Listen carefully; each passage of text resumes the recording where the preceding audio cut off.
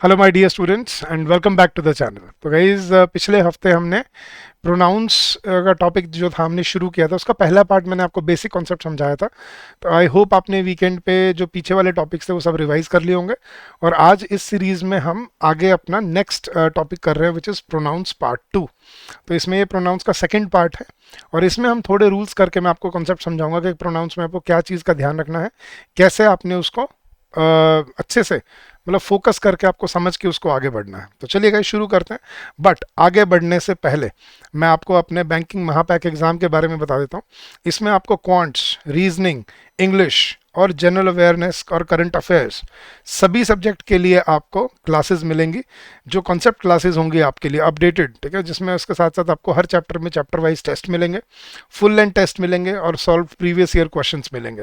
अब आप कैसे एनरोल करना है आपको इस कोर्स में, मैं आपको एक बार बता देता हूँ। आपको सीधा सा अपने ब्राउज़र पे जाना है और ब्राउज़र पे जाके आपको सर्च करना है edutap.in।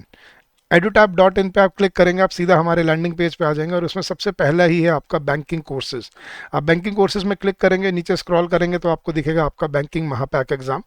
ये इसमें अलग अलग वैलिडिटी हैं, 1 साल, 1.5 साल, 2 साल, जो आप चूज़ करना चाहो। और इस पे हम फ्लैट 60% ऑफ ऑफर कर रहे हैं अभी, और कूपन कोड है बैंक60।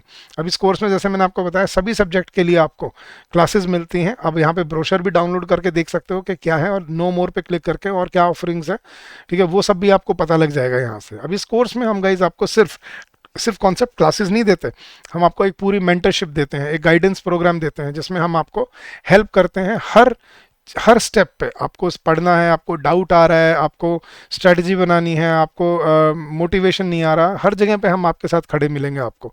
आपकी कोई भी डाउट रेजोल्यूशन है, कोई भी क्वेरी है, विद इन 24 आवर्स आपके डाउट रिजॉल्व होते हैं यहाँ पे।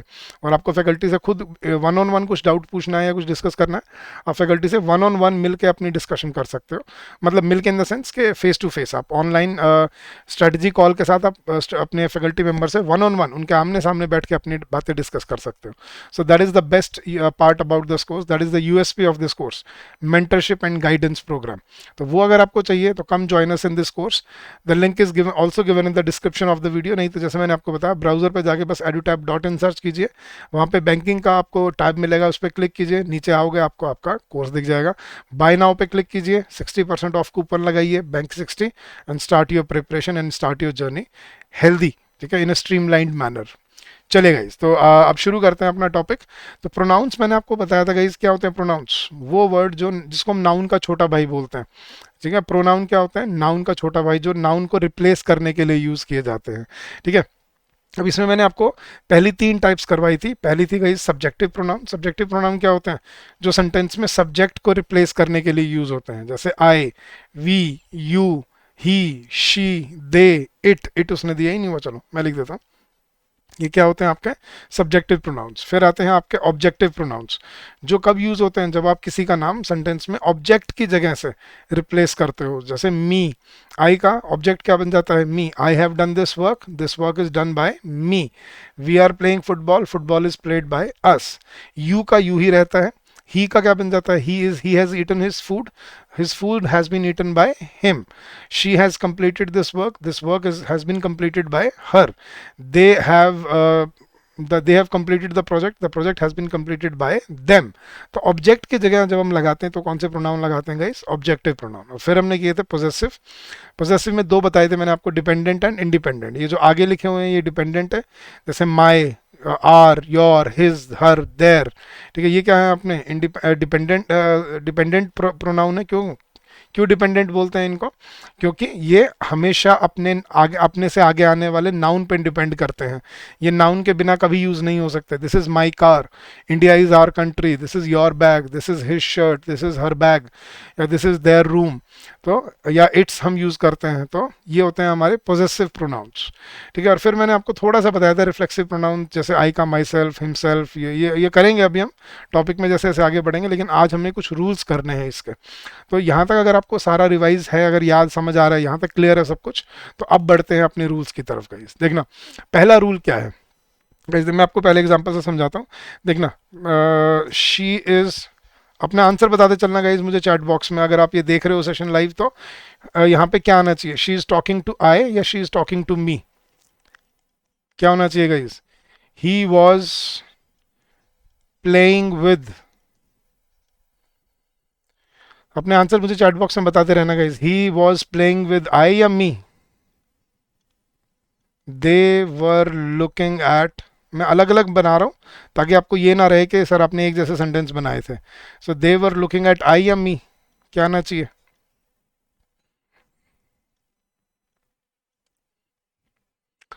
She is taller than I या मी। हाँ जी गाइस, जहां तक मेरा आइडिया, आप क्या बोल रहे होगे? She is talking to me, he was playing with me, they were looking at me. बिल्कुल सही है। क्यों? देखना यहाँ पे ये सब्जेक्ट है, शी सब्जेक्ट है, और मैं क्या हूँ? ऑब्जेक्ट हूँ।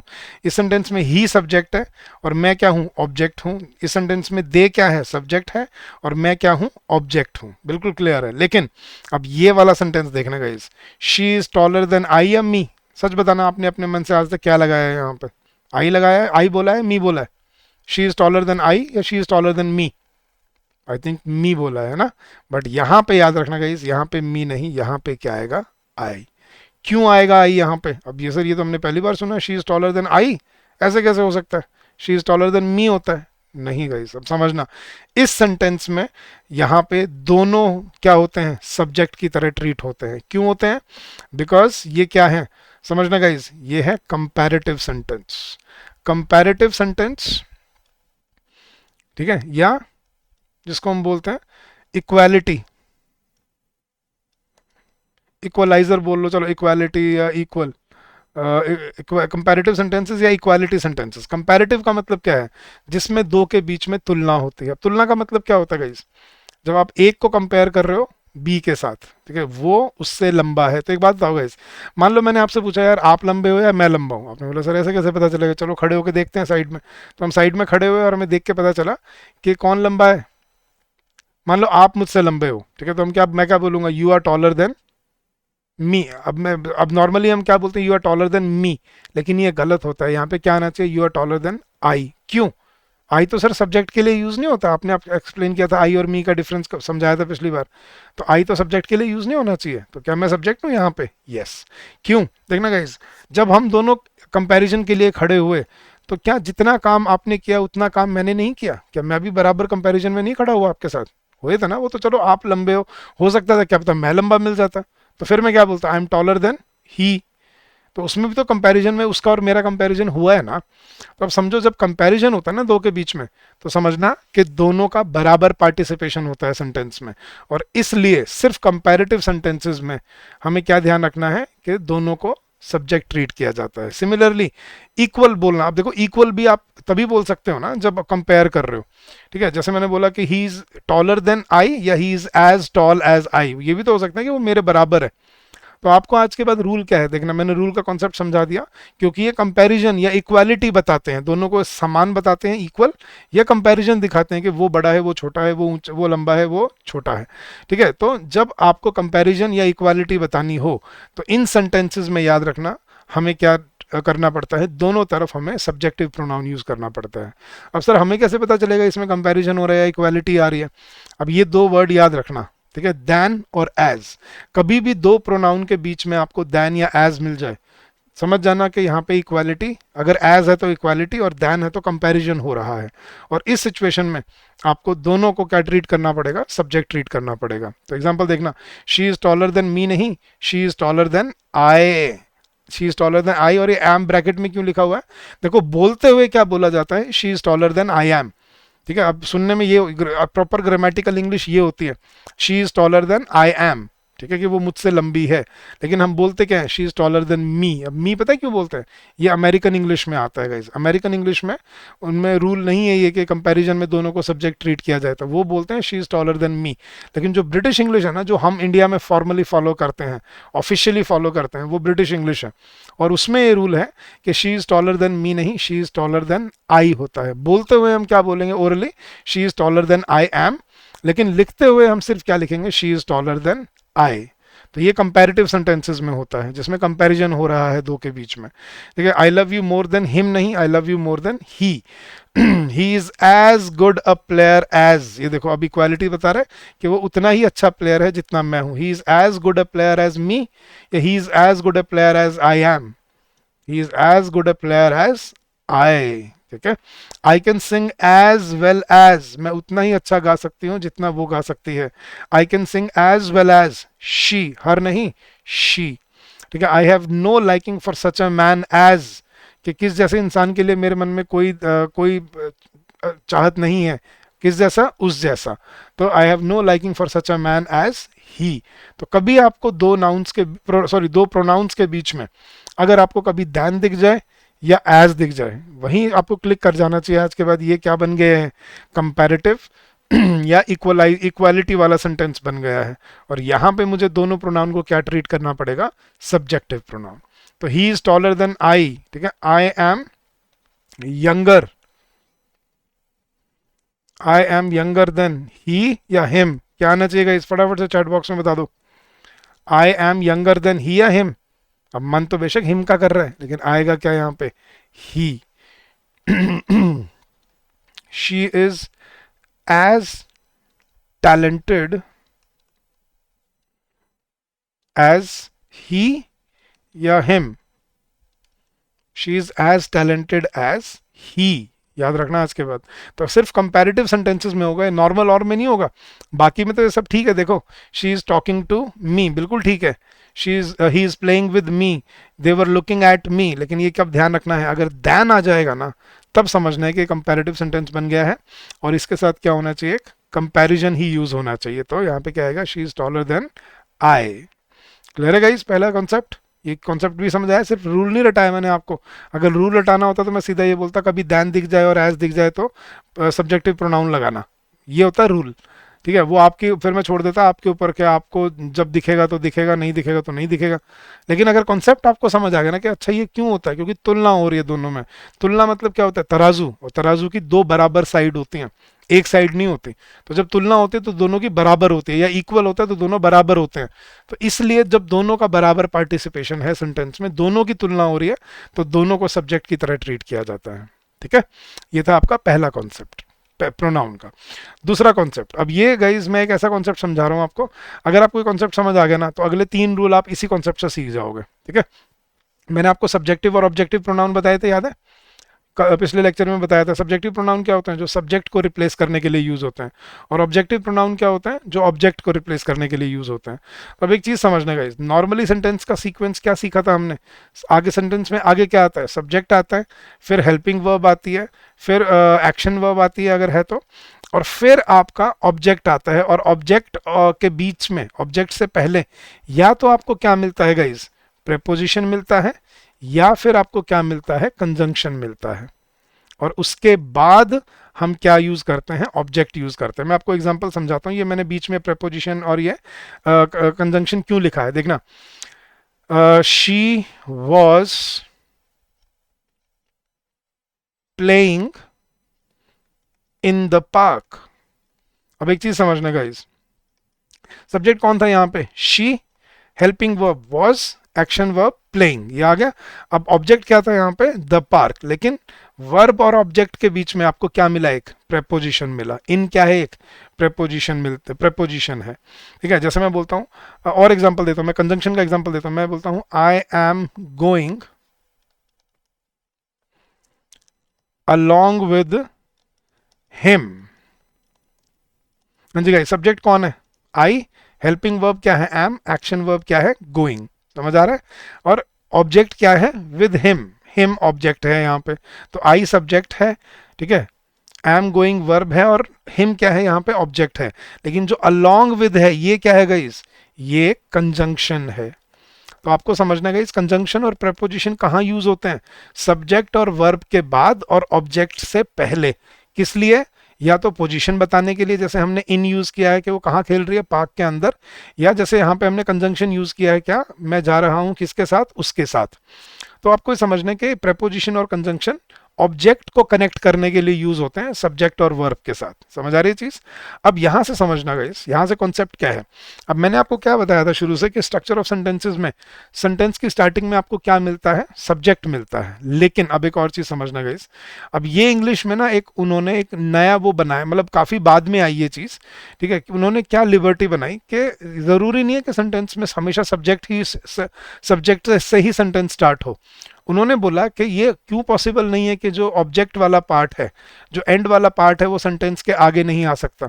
तो उन्होंने फिर चेंज किया, उन्होंने बोला कि ये भी पॉसिबल है, ये लिखने वाले के ऊपर है, सेंटेंस बोलने वाले के, मतलब जिसने सेंटेंस बनाना है उसकी चॉइस है कि वो पॉसिबल है कि वो जो ये एडिशनल इंफॉर्मेशन वाला पार्ट है ना, वो इसको पीछे से ब्रेक करके कहाँ ले जाए, सेंटेंस के आगे ले जाए। ठीक है, जैसे मैं एग्जांपल देता हूँ गाइस, आपने सेंटेंस अकॉर्डिंग टू मी से स्टार्ट होते देखे, अकॉर्डिंग टू मी, फिर मैंने बोला ही इज एन ऑनेस्ट मैन। अब गाइस मुझे समझाओ, ये मी सेंटेंस की स्टार्टिंग में कैसे आ रहा है? मी तो ऑब्जेक्टिव प्रोनाउन है ना, ये सेंटेंस की स्टार्टिंग में कैसे आया? समझो। अब एक चीज देखना गाइस, ये पता है वही वाली चीज जो मैंने बताया था, ये अकॉर्डिंग टू, ये क्या है? एक कंजंक्शन है। ठीक है, अब इसको सॉरी कॉम्प्लेक्स प्रेपोजिशन है, तो ये प्रेपोजिशन है, ये क्या ये सेंटेंस की स्टार्टिंग में आना था ओरिजिनली? नहीं, ये सेंटेंस एक्चुअली ये कहाँ का था सेंटेंस? ये ऑब्जेक्ट पार्ट था जिसको ब्रेक करके कहाँ लाया गया है? आगे लाया गया है।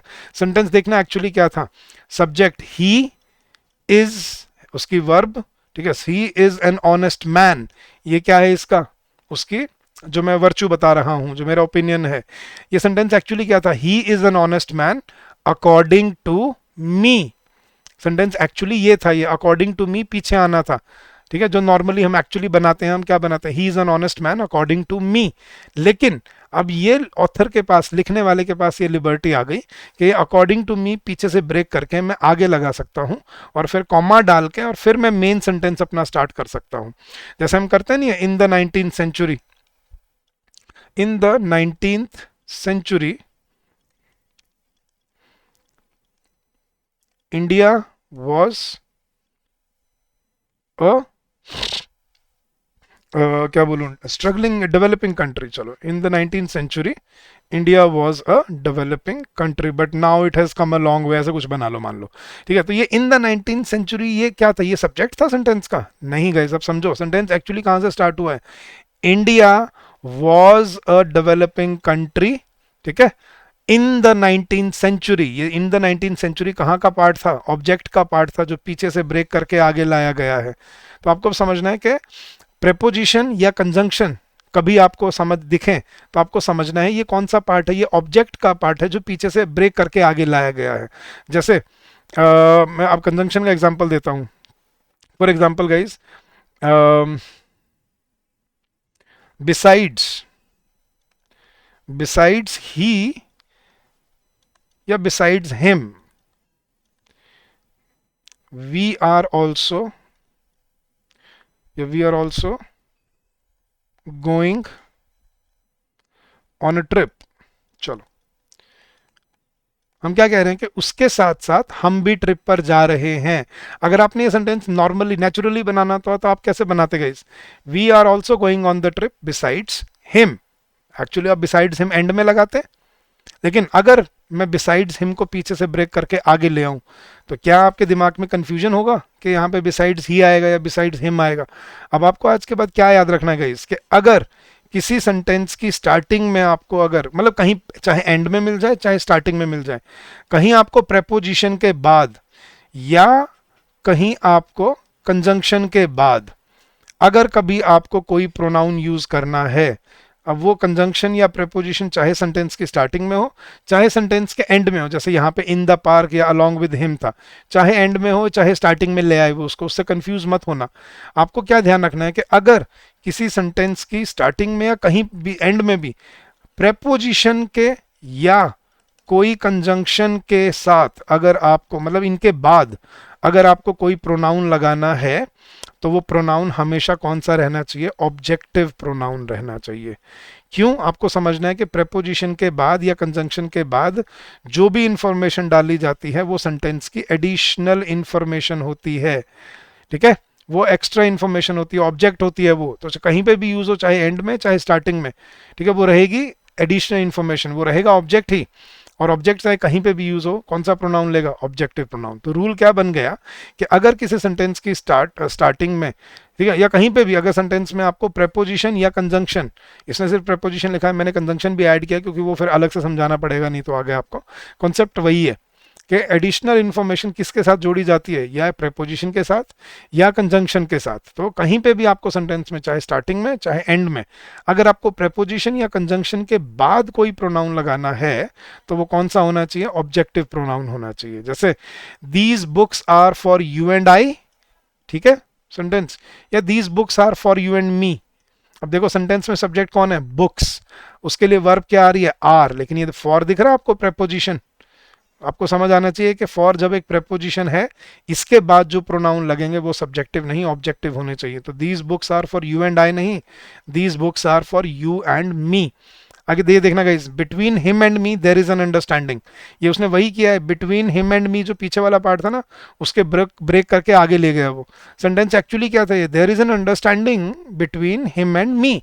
अगर सेंटेंस के पहले ऐसे होता ना, बिटवीन हिम एंड मी, आपको कोई दिक्कत नहीं आती पहचानने में, लेकिन क्योंकि वो उसको पीछे से ब्रेक करके आगे ले गया, वहां पे कंफ्यूजन शुरू हो जाती है। बिटवीन हिम एंड मी या बिटवीन ही एंड आई, क्या होना चाहिए guys, between he and I there is an understanding, या between him and me there is an understanding, कि उसके और मेरे बीच में क्या है, एक अंडरस्टैंडिंग है। तो बात यहाँ अंडरस्टैंडिंग के ऊपर थी। तो बिटवीन क्या है, एक प्रेपोजिशन है, ठीक है। अब ऐसे और प्रेपोजिशन बता सकता हूं मैं, एक्सेप्ट, जैसे मैं बोलता हूँ no one will help you except me. अब इस सेंटेंस को मैं ऐसे भी बना सकता हूँ, except me no one will help you.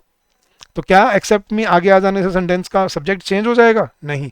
Accept आपको समझना है, एक्सेप्ट एक कंजंक्शन है, एक्सेप्ट के बाद अगर प्रोनाउन लगेगा तो कौन सा होना चाहिए, ऑब्जेक्टिव होना चाहिए, चाहे वो एंड में हो चाहे वो स्टार्टिंग में हो।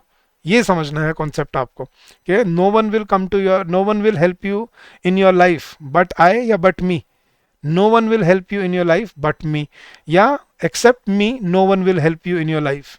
तो कंजंक्शन या प्रेपोजिशन के बाद कहीं पे भी, चाहे सेंटेंस के एंड में चाहे सेंटेंस की स्टार्टिंग में, अगर आपको कभी प्रेपोजिशन या कंजंक्शन दिख जाए, आपको समझ जाना है कि ये एडिशनल इन्फॉर्मेशन है, और वहां पे अगर प्रोनाउन यूज होना चाहिए तो कौन सा होना चाहिए, ऑब्जेक्टिव प्रोनाउन। अब ये कॉन्सेप्ट है गाइस जो वो बता रहा है। अब इसी कॉन्सेप्ट से आप अगले 3 रूल सीख जाओगे। देखना, अगला रूल है लेट, बट या एक्सेप्ट। अभी बता रहा था मैं आपको, लेट से, लेट के बाद या एक्सेप्ट के बाद या बट के बाद क्या होना चाहिए, ऑब्जेक्टिव प्रोनाउन यूज होना चाहिए। जैसे लेट हिम गो, ये लेट, हम लेट के बाद ऑब्जेक्टिव प्रोनाउन क्यों लगा रहे हैं, क्योंकि हम किसी और को बोल रहे हैं ये चीज, कि हम क्या बोल रहे हैं, मैं सामने वाले को बोल रहा हूँ उसे जाने दो, थर्ड पर्सन के बारे में, कि तुम उसे जाने दो। तो सब्जेक्ट यहाँ तुम हो, जिससे बात बोली जा रही है, जिसको कहने, काम करने को कहा जा रहा है, कि तुम उसे जाने दो। सेंटेंस एक्चुअली ये होता है। तो हम, लेकिन हम बोलते ये नहीं है कि यू लेट हिम गो, हम क्या बोलते हैं, let him go. Let me sleep, मैं क्या बोल रहा हूँ, तुम मुझे सोने दो, ठीक है। लेट मी वर्क, तुम मुझे काम करने दो। तो लेट के बाद हमेशा कौन से प्रोनाउन लगेंगे, objective pronoun. Let you and me solve this problem या सॉल्व दिस पजल, बट के साथ या एक्सेप्ट के साथ, जैसे everyone attended the party except him, ठीक है। No friend will come to your party but me, none of the students were interested but him. तो कभी लेट, बट या एक्सेप्ट के साथ प्रोनाउन लगेगा तो ऑब्जेक्टिव लगेगा। क्यों, मैंने आपको एक्सप्लेनेशन बता दी। एक्सेप्ट और बट क्या होते हैं, कंजंक्शन होते हैं, और लेट एक इंपेरेटिव सेंटेंस होता है जो सामने वाले को बोला जाता है वर्बली।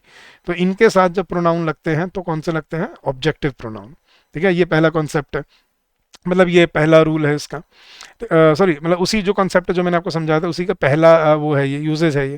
तो समझ आ रहा है। और इसके अलावा और भी कोई एक्सेप्शन आ जाए, चाहे जैसे मैंने बोला बट और एक्सेप्ट नहीं, जैसे मैं बोलता हूँ, हाँ जी गाइज, अलॉन्ग विद शी या अलॉन्ग विद हर, क्या आना चाहिए, अलॉन्ग विद शी या along with her.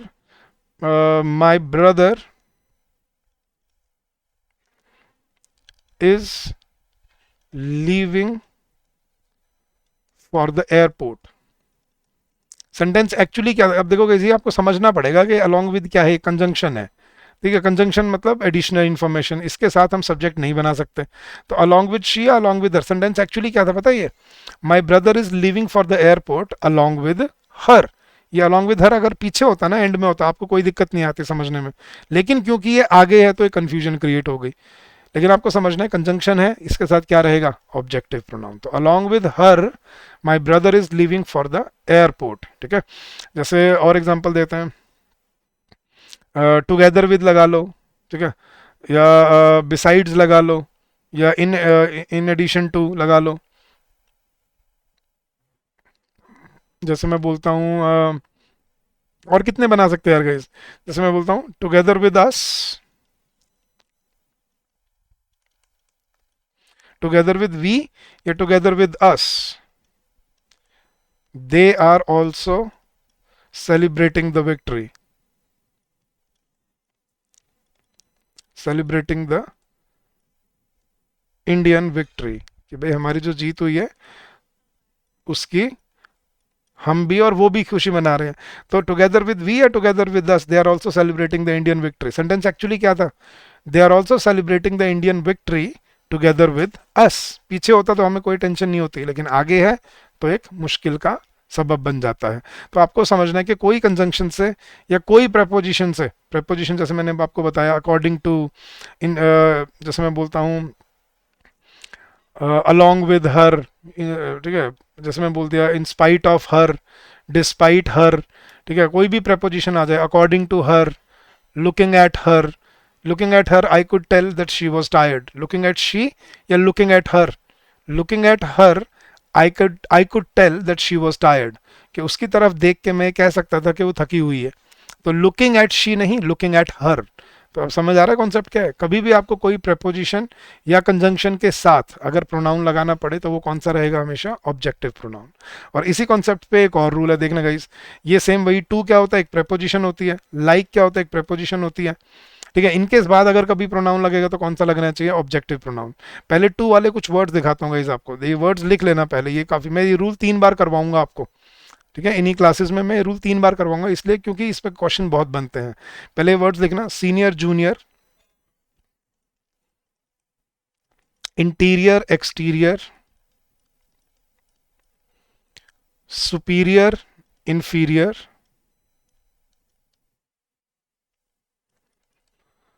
Prior posterior,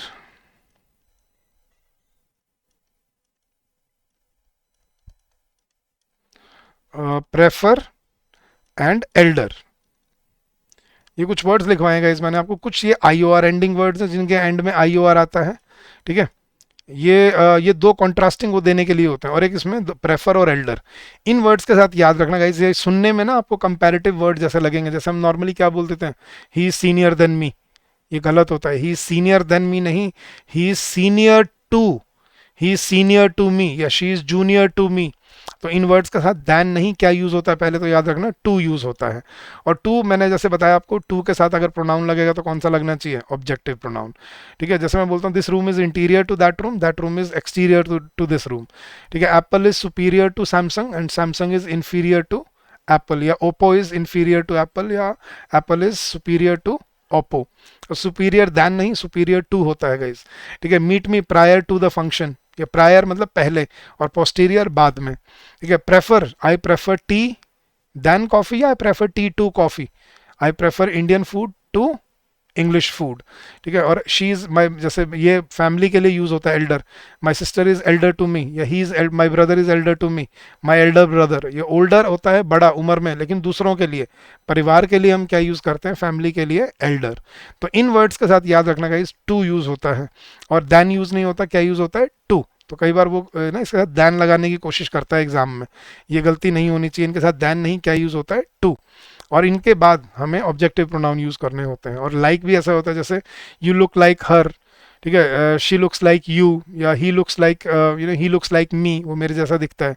तो he is senior to me, she is junior to me, या we want good people like him. तो to और like दोनों प्रेपोजिशन है, वही कॉन्सेप्ट वही है जो मैंने आपको समझाया था, कि अगर किसी प्रेपोजिशन या किसी कंजंक्शन के बाद अगर कभी कोई प्रोनाउन लगेगा तो वो कौन सा होना चाहिए, ऑब्जेक्टिव प्रोनाउन होना चाहिए। वही रूल यहाँ कंटिन्यू हो रहा है। बट ये वर्ड ध्यान से लिखना, senior junior, interior exterior, superior inferior, prior posterior, क्योंकि इन पे गलती बनती है एग्जाम में बहुत बहुत frequently. And prefer and Elder, ठीक है। तो ये हैं गाइज आज के रूल्स जो आपको कवर करने थे, मतलब जो आज हमने कवर किए, 5 रूल्स हमने आज कवर किए, बाकी इसमें अभी 6-7 रूल्स और बचे हैं जो हम अगले लेक्चर में कवर करेंगे। तो आई होप आप सबको समझ आ रहा है प्रोनाउन क्या होता है, कैसे फंक्शन करते हैं, क्या कॉन्सेप्ट है इसके। अभी आधा पार्ट अभी इसका पढ़ा, अभी आधा ही हुआ है, ठीक है। अभी 1-2 लेक्चर और लगेंगे इसमें, but we will cover it thoroughly, आराम से थरली धीरे धीरे इसको समझेंगे और कवर करेंगे, ठीक है। तो अगर आपको अच्छा लगा, समझ आया, तो don't forget to like the session and don't forget to subscribe to the channel. And before we we leave the session guys, मैं फिर से आपको अपने बैंकिंग महापैक एग्जाम के बारे में बता जाता हूँ। इस कोर्स में गाइज ये सभी SBI PO, SBI clerk, IBPS PO, IBPS clerk, RRB PO, RRB clerk 6 exams target कर सकते हो आप। ये वन स्टॉप सॉल्यूशन है आपके सारी बैंकिंग एग्जाम्स में। इसमें प्रीलिम्स और मेंस दोनों के लिए, मेंस भी दोनों के लिए गाइज, मेंस में डिस्क्रिप्टिव इंग्लिश भी है, SBI वाला वो भी है, ठीक है। इसमें सबकी कॉन्सेप्ट क्लासेस हैं, चैप्टर वाइज टेस्ट हैं, फुल लेंथ टेस्ट हैं और सॉल्व प्रीवियस ईयर क्वेश्चंस हैं। इसका कोर्स का लिंक वीडियो के डिस्क्रिप्शन में भी दिया हुआ है, नहीं तो मैंने आपको बताया हमारी वेबसाइट पे www.edutab.in पे जाके भी आप उसको बैंकिंग में सर्च कर सकते हो और आपको वहाँ पे कोर्स मिल जाएगा, ठीक है। तो come join us in this course, this is a one stop solution for your preparation. आप अपनी स्पीड से आप अपने प्रिपरेशन शुरू कर सकते हो, डाउट पूछ सकते हो, क्वेरीज पूछ सकते हो और अपने प्रैक्टिस क्वेश्चंस कर सकते हो यहाँ के साथ। तो come join us and start your preparation with full confidence. चलेगा इस आज के लिए इतना ही, कल फिर मिलेंगे अगले लेक्चर में, इसको कंप्लीट नेक्स्ट टॉपिक देखें, नेक्स्ट पार्ट करेंगे प्रोनाउंस का और सीखेंगे और क्या कॉन्सेप्ट्स हैं जो इसमें अभी सीखने वाले हैं। So that's it for today, thank you so much once again, keep on working hard, keep on giving your best and I am sure you will come out with flying colours. अगर आपको कोई doubt रह जाए या कोई query हो तो please call us on this number during the office hours which is 8146207241, or you can also drop us an email at hello@edutab.co.in. So thank you so much once again guys and happy learning to all of you. Bye bye, take care, see you tomorrow.